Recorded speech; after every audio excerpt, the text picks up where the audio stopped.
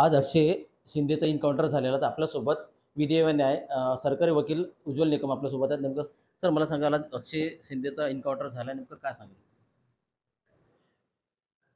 आपण हे बाब लक्षात ठेवली पाहिजे की अक्षय शिंदे याचा मृत्यू हा पोलिसांनी स्वसंरक्षणाकरता केलेल्या गोळीबारात झाला होता की त्याने आत्महत्येचा प्रयत्न केला होता आणि मग पोलिसांकडे हातापायी झाला.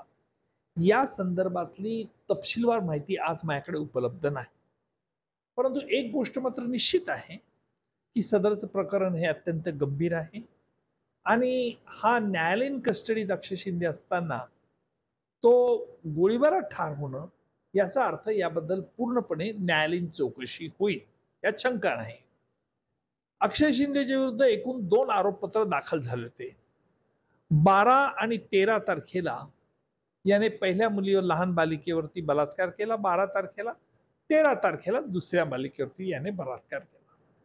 या दोन्ही घटनांबद्दलचं ताबडतोब त्यांच्या पालकांनी शाळेच्या इथे तक्रार केली होती आणि वैद्यकीय अहवालामध्ये देखील तशी बाब स्पष्ट झालेली आहे.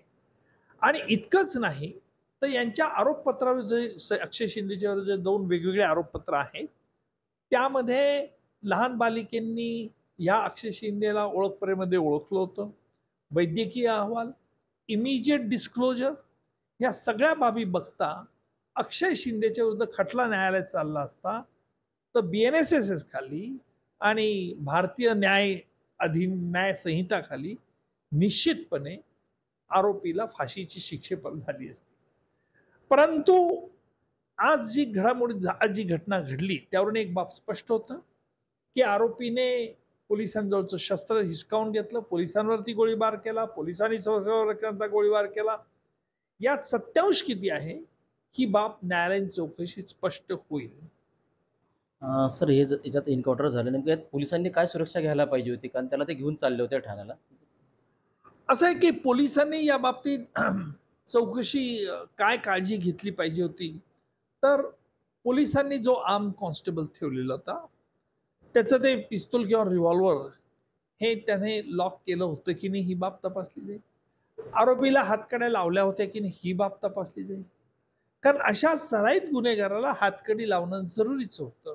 ती त्यांनी लावली होती की नाही, त्या संदर्भात इतर साक्षीदारांचे काय परिस्थिती जबाब आहे हे सगळं न्यायालयीन चौकशीत स्पष्ट होतं. सर तुम्ही सुरुवातीपासून ही केस हँडल करत होतात. तुम्हाला काय वाटतं कारण आता मुख्य याच्यातला आरोपी त्याचा एन्काउंटर झालेला आहे. आता पुढचं केसचं काय राहील?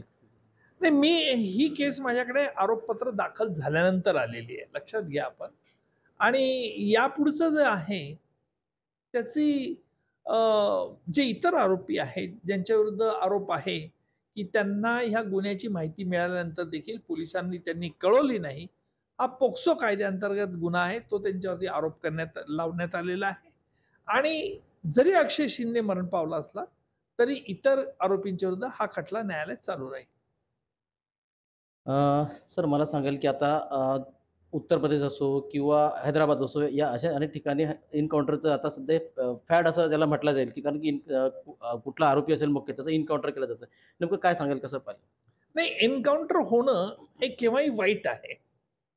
परंतु पोलिसांना कोणत्या परिस्थितीमध्ये हा गोळीबार करावा लागला याचा मात्र निश्चितपणे न्यायालयीन चौकशी होईल.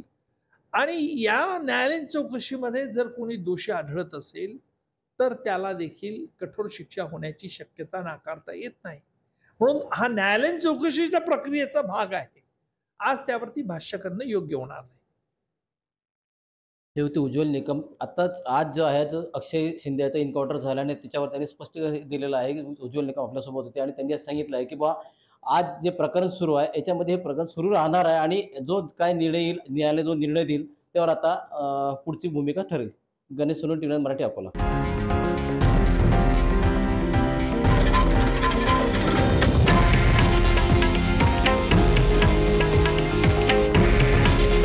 हे आहे देशातील नंबर 1 न्यूज नेटवर्क आणि आपण पाहत आहात TV9 मराठी.